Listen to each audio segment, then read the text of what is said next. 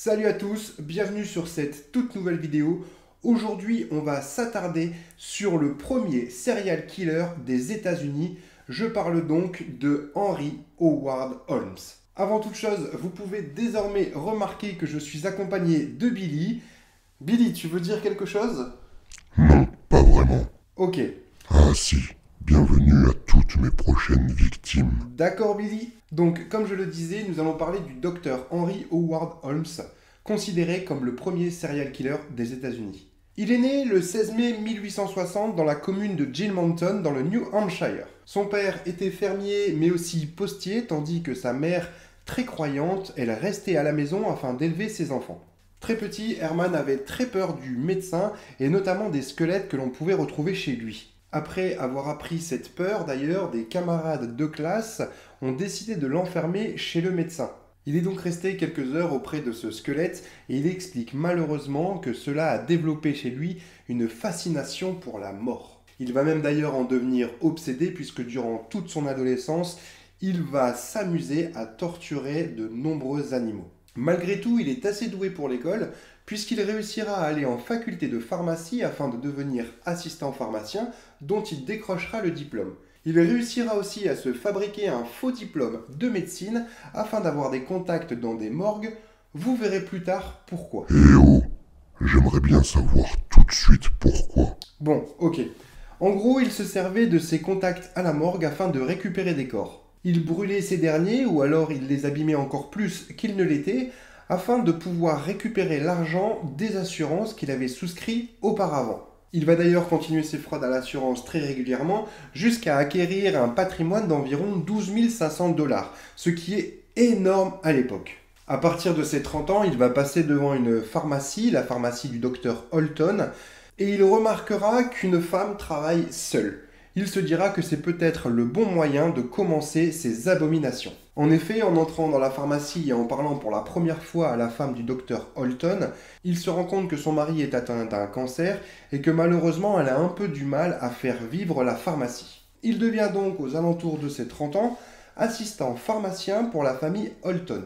Holmes est d'ailleurs considéré par Madame Holton comme un employé modèle. Grâce à lui, l'affaire se développe. Madame Holton est tellement satisfaite de son travail qu'elle décide en 1887 de lui vendre la pharmacie lorsque son mari décède. C'est à partir de ce moment qu'il deviendra l'un des hommes les plus horribles des États-Unis. En effet, il a du mal à payer ses dettes. Madame Holton, elle, bien évidemment, elle se fait un peu pressante, elle veut son argent, mais mystérieusement, elle disparaît. La pharmacie appartient donc désormais au docteur Holmes. Madame Holton ne fera plus jamais parler d'elle. Holmes racontera d'ailleurs qu'elle serait partie en Californie, qu'elle ne lui a pas laissé d'adresse et qu'il ne sait pas du coup comment la joindre. Holmes, qui s'était surtout illustré comme étant coureur de jupons, polygame mais aussi escroc, devient donc très important pour la ville de Chicago où la pharmacie se trouve. Il n'est plus le Herman Webster Mudgett qu'il était lorsqu'il était enfant, il est devenu désormais le docteur Henry Howard Holmes, le pharmacien réputé de Chicago. Il gagne très bien sa vie et décide donc en 1893 d'acheter un terrain vague juste en face de sa pharmacie afin d'y construire un imposant immeuble. Les habitants du quartier vont d'ailleurs le surnommer le château tant il est imposant.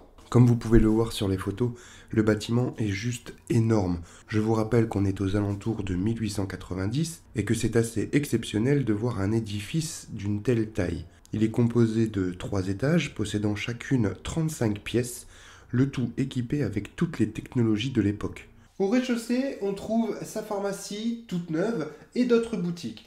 Au-dessus, il y mettra son bureau, mais aussi une centaine de chambres d'hôtel.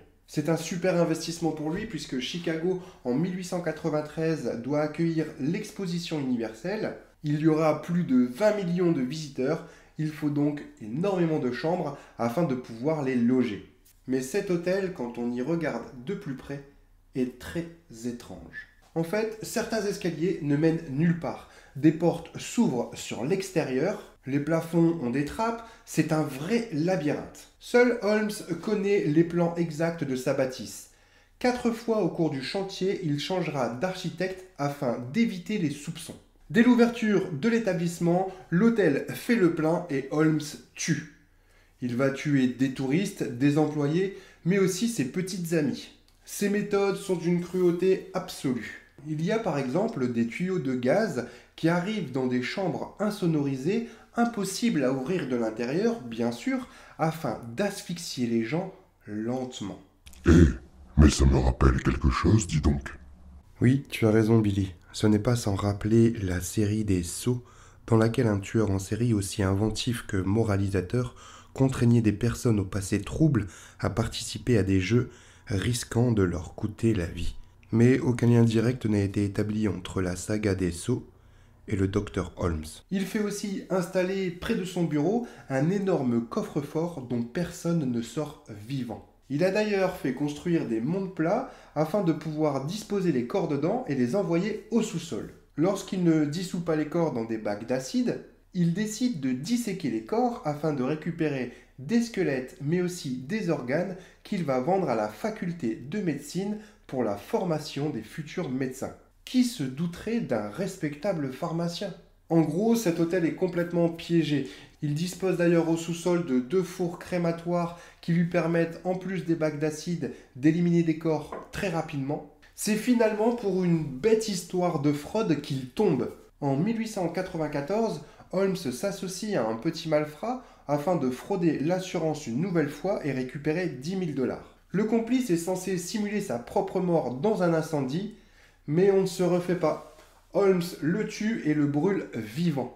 L'affaire est très bizarre, elle finit par éveiller les soupçons, notamment à cause de la femme de ce complice. Holmes l'apprend et décide de fuir. Traqué par un détective, Holmes est arrêté le 17 novembre 1894. C'est à ce moment que les policiers découvrent qu'ils ont mis la main sur le pire des tueurs en série. Lors de son procès, Holmes avouera 27 meurtres, pourtant il en est soupçonné de plus de 200. Il dira d'ailleurs « Je suis né avec le diable en moi, je ne peux pas nier être un assassin, tout comme le poète ne peut pas nier son inspiration pour chanter ».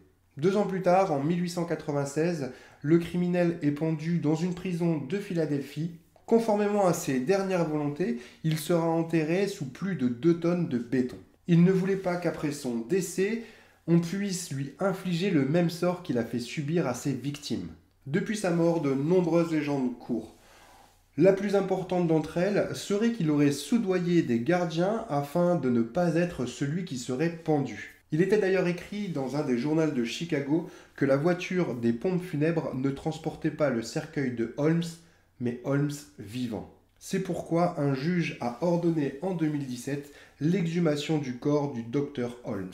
Elle a été réalisée le 28 avril et la découverte qu'ils vont y faire est très étonnante. Le béton, en effet, a conservé parfaitement le corps, les vêtements sont intacts, sa moustache est toujours bien présente. C'est bien lui qui est dans cette tombe et qui doit s'y retourner après les examens qu'il a dû subir et qu'il ne voulait pas du tout. En espérant que cette vidéo vous aura plu, je laisse le mot de la fin pour Billy. Merci à tous d'avoir suivi cette vidéo.